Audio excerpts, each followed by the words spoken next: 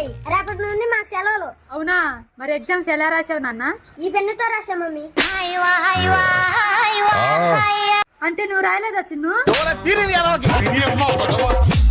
నాకేం రాయాలో తోచకపోతే ఇదే ఏదో ఒకటి రాసింది.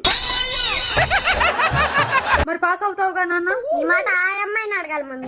ఏ అమ్మాయి చిన్ను? నా పక్కన అమ్మాయి మమ్మీ. అదేంట్రా? ఆ అమ్మాయి పాస్ అయితే నేను కూడా పాస్ అవుతా. నాదేం లేదు, గంత ఆ అమ్మాయిలోనే ఉంది. మరి ఆ అమ్మాయి బాగా రాసిందా?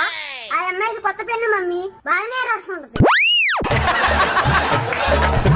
అబ్బా టెన్షన్ పెట్టకురా, సరిగ్గా చెప్పు.